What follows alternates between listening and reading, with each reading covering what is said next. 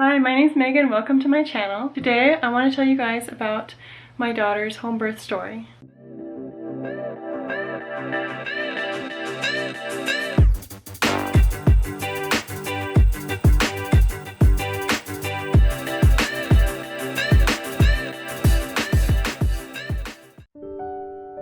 Now just a warning, this is going to be a very TMI video, but birth stories are very TMI, so just a warning, if that's not your thing, just go ahead and click off this video. I hope you have a great day, but if you're interested in hearing, just keep watching. So Sophia is my first daughter. She was born about 6 months ago, and I'm just now finally getting around to filming this video for you guys. And I really wanted to film it before I totally forget everything that happened. And I'm going to be looking at my notes on my phone a lot because it's been 6 months since that happened. So if you see me looking at my phone, that's what I'm doing. So her due date was December 3rd, 2018. And she wasn't born until 2 days after her due date. And it was December 5th at about 8 a.m. and I was still asleep. And I started getting contractions and they weren't too bad. And I didn't really think much of it because I had had 3 pretty intense practice labors prior to this. So I was like, oh, whatever. I won't get my hopes up because I've had a lot of practice labors and they're very annoying. If you've had them, you know, you get your hopes up and it's quite painful and then you feel like you went through it for nothing because then they just stop. So I was trying not to get excited and they really weren't too bad. I could still like talk and walk around for the most part. I would just kind of have to stop walking or stop whatever I was doing when I had one, but they really weren't too bad. So yeah, 8 a.m. was when I woke up that morning. And I think they had been going on for a while before that because I had been having dreams that I was having contractions and then I woke up and it was like real. It had probably been going on for an hour or two before that. So they just kept going all day. And after a while I started getting suspicious but still trying not to get my hopes up. And Luke was scurrying around trying to finish remodeling our bathroom because that was my one thing.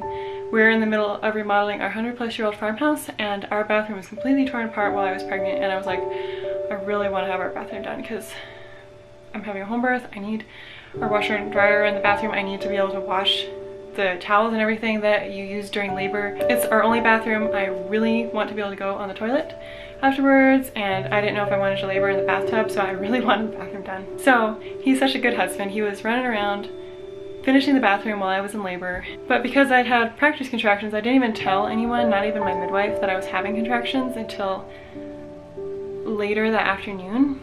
I texted my midwife in the afternoon sometimes and I told her kind of what was happening and she was like, yeah, that does sound like early labor. But she said once they get a little bit more painful, start timing them, and then she would come down once she knew I was in actual labor because she lives an hour away from her house. So during all this time, I was just kind of practicing breathing through the contractions and visualizing like a wave surging and like just comparing that to my contractions. Even though they weren't painful yet, I just wanted to practice before the real contractions came.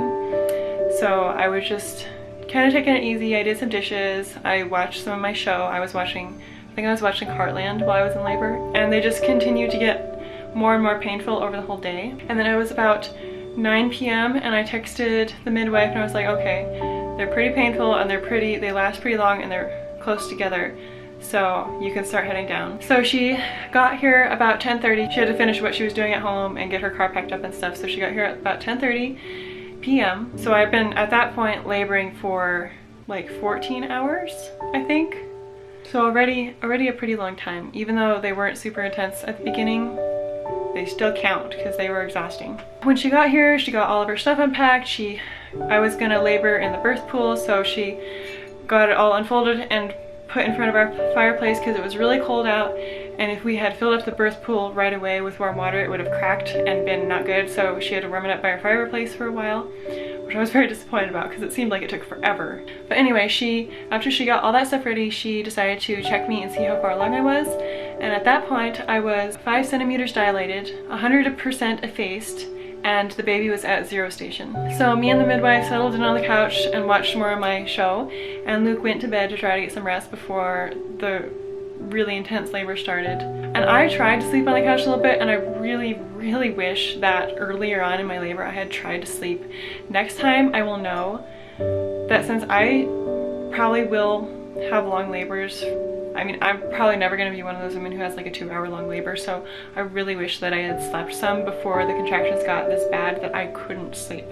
So I was so exhausted by the end, and I really regretted not trying to sleep earlier. At about 1 a.m. I was finally in transition, and it was getting really hard to relax at all through the contractions, and I was like tensing up so bad I just like couldn't even control it, and I was starting to make noises, and I told Sandano to go wake Luke up because I really needed some moral support. And after this point I lost pretty much all sense of time. I'm just going based off of what Sandano and Luke told me after this, because I was so out of it. I was having a really hard time not panicking during contractions, and it was this weird feeling where I felt like I was like stuck.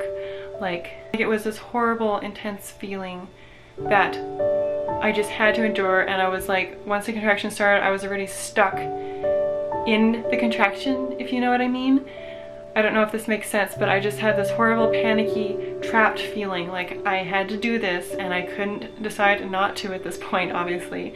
Like, the baby's got to get out. Yeah, but it was just really interesting. I didn't think I would have that where I just felt trapped. So Luke and Sandano started filling up the birth pool, because at this point it was pretty much thawed out and I was well into transition. The other reason that I didn't get into the birth pool earlier than this was that if you get into it too early and you're not well into the transition, is that it can slow down your contractions and actually stop your labor, and that is not something that we want to have happen. So it seemed like it took them forever to fill it up, because it was a really big pool. It like took up almost our entire living room. So they finally got it filled up, and it felt so good. I got in it and it was like really helping. I loved the birth pool. It was so nice, and it was just so soothing, and I could get into whatever position I wanted to, and it didn't feel as heavy because I was suspended in the water. But I was in it for about 15 minutes, and then I feel the sides start to sag, and I was like just so out of it that I didn't even like realize what was happening at first. And then like Santana and Luke start freaking out, and we realized that our stupid cat had been playing underneath the tarp that was underneath the birth pool, but she was playing underneath the edges, and she snagged the edge of the birth pool and popped it. Oh, I was so mad. I was mad, but then I was also like in so much pain that I just didn't care. It was really weird, but I was just really bummed out to not get to have a water birth, but that's okay. I suppose there's always next time. But that cat's lucky, she's cute.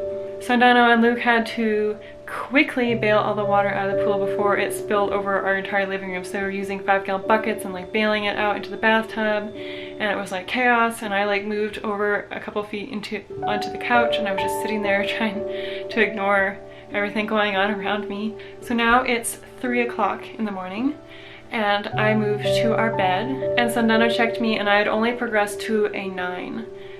So even though I had been in transition for 2 hours, I was still not fully dilated. I was still in transition. And so Sandano asked if I wanted her to break my waters to just speed things up, since I was getting so exhausted. Like I was just barely coherent. It was ridiculous. So I said yes. So she broke my water, and it was a really strange feeling. Having my waters break, it felt like I peed my pants really bad. But because I wasn't fully dilated, with every push, she had to reach in and like pull my cervix out of the way, which was quite uncomfortable, and I did not enjoy that. TMI, I know, but it's a birth story. What can you do? So one thing I didn't realize about labor was I just didn't realize where you had to push the baby out.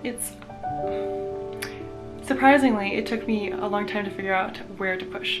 You need to push as if you're trying to take a big dump. It's not like the kind of feeling that I expected, if you know what I mean. So that took me a little while to figure out. And then the contractions were so painful that I felt like I was going to die every time I was having one. And I am not a loud person. I am like a very quiet person. I never yell. I've never been a yeller or screamer.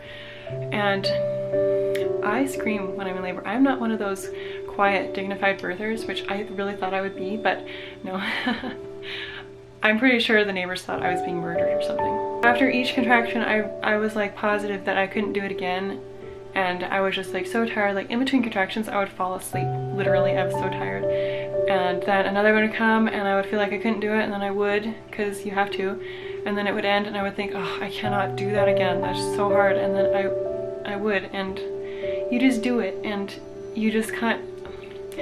One thing that helped was to know that with every contraction you think, okay, this is one less contraction that I have to do later. I'm one contraction closer to the baby getting here, and that really does help. So all this time, since she had broken my waters, I had been laboring on my side on our bed, and I decided that I wanted to change positions to see if anything else helped, even though I was scared to death to move because the next contraction after I moved was extra painful. So I came out to the living room again, and she set up the birth stool right in front of our couch, and I labored on the birth stool, which was so much more comfortable than the bed after that first contraction after I moved, obviously, but it was so much better of a position. While I was laboring on the bed, every time a contraction would start, I would like yell, like, help, I need help, and then Luke would like help me lift my leg up to open up my pelvis, and then like he would be there as counter support so I can like push against him, and I just like, I feel bad for Luke and Sandano because every time a contraction would start, I would like freak out so bad and I would yell for help, and then I kept asking Sandano like, how much longer is this gonna take?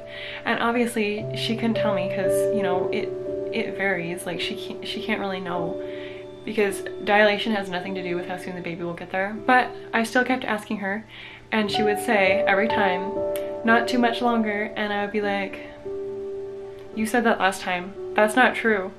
You said that already. And I was getting really mad. But surprisingly, I kept feeling really bad for Luke and Sandano because they would like ask me something not knowing I was in the middle of a contraction, and then I wouldn't answer them, and then I would like apologize after I was through the contraction that like, I'm sorry I didn't answer you. Like I was apologizing for like everything during my labor, which was really entertaining. Like I didn't know that would happen. So anyway, I was laboring in front of the couch on the birth stool, and if I reached down, I could feel the top of her head, which felt really weird and squishy and like all wrinkled up.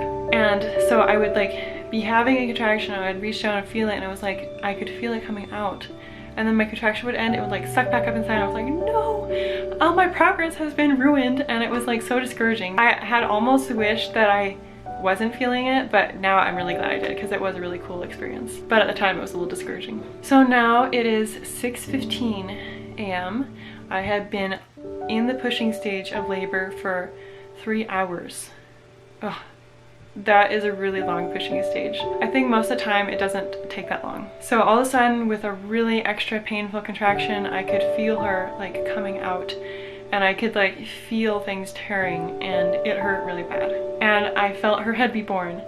And afterwards, Luke told me he was watching her be born, and he saw her head come out, and all he could think was like, oh my gosh, I can't believe that fit through there. Like he was in such shock. Then my next contraction came and nothing happened. Like she was just there with her head out, and it was like the rest of her body was stuck. And so I guess what happened was her shoulder got stuck on my tailbone, because years ago I had a horse training accident and I fell on my bottom and my tailbone got bent, so it was like bent in the wrong direction, and so she was stuck on it. So Sandano had to like reach around and like kind of snap it back into place, which did not feel very good. So then she just came sliding right out. It's the most interesting like feeling when they come out. It's like slithery and it's a little strange, but it's so cool. And then there she was, like all bloody and gooey and perfect, and Sandano handed her to me, and I just like scooped her up, and I sat back on the couch on some pads that Sandano laid there, and I just started crying. Like it just was such a relief. It was just done. I had done it. I hadn't died like I thought I was going to, and my baby was there, and she was so beautiful, and I just sat there looking at her and crying, and Luke was staring at her and crying too, and it was just the most special moment. So at this point, Sandano told me what time it was, and I was shocked that I had been laboring for that long. Like, you kind of lose all sense of time while you're in labor. Like, it seemed like so long, but then when I heard that it was that time, I was like, man, that took a long time. Like, I was just really surprised. Then Luke cut the cord, and Sandano helped my placenta be born. And it was really cool to see the placenta, this organ that's been keeping Sophia alive for 9 months. It's just a really fascinating organ. So Luke and Sandano at this point helped me stand up so that I could move to the bed and start resting and just get Sophia nursing. But when I stood up, blood started gushing out, and Sandano realized that I was hemorrhaging, and so she helped me sit back down. And she had to put a pill up there to like stop the bleeding, and she like stabbed my thigh with a needle with some sort of thing to stop the bleeding. I'm not sure what all that stuff was, but it was like kind of chaos for a minute. And she was like pushing really hard on my stomach, which really didn't feel good, to make my uterus contract to stop the bleeding. And it was really scary. Like, afterwards I was just thinking, man, I don't know what we would have done if she wasn't there. Like, I could have died. Like, it was really scary how much I was bleeding and it was just like pouring out. So while all this was happening, I offered Sophia my breast to see if she could start nursing, and she just latched right on right away. We had like no problems getting her started, and it was just so special and perfect, and she did so good, and she was just so content while all this chaos was going around trying to get me to stop hemorrhaging. So then she finally got the bleeding stopped and I was able to move to the bed. And then Luke got to hold Sophia for a while. She was like all wrapped up in blankets and heating pads to keep her warm because it was really cold outside. This was like one of the coldest nights this whole winter. So Nana checked me and she found 3 tears, so it took a long time to be stitched up. And at this point now, I'm pretty sure the labor's worse, but the stitching up was horrible because I hate needles. Like, I was really not sure which one I hated worse, the labor or being stitched up. And I know they're both horrible. But she finally got me all stitched up and all ready to go. And then because I had lost so much blood, I felt really lightheaded, and she tried to get me to eat a banana and drink some water. And it was really hard to eat. I just really didn't feel like eating at that point. So Sandana took her measurements. She was 7 pounds 14 ounces and 20 inches long. And Sandana got all of the birth mess cleanup. She got all the bloody towels all put in our bathtub so that we could clean them later. She made sure we were all good and comfortable and had everything we needed. And then she left, and we decided to try to take a nap.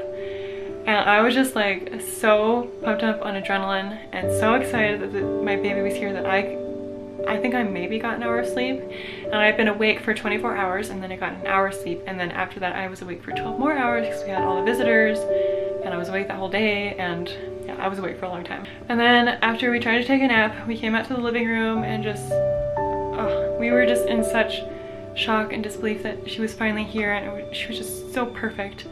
And she was just a really chill baby. She slept for a long time that first day, which was quite a mistake on our part because then she didn't sleep that night because she had her days and nights mixed up, but we got that figured out. So overall, it was a very different experience than I had expected.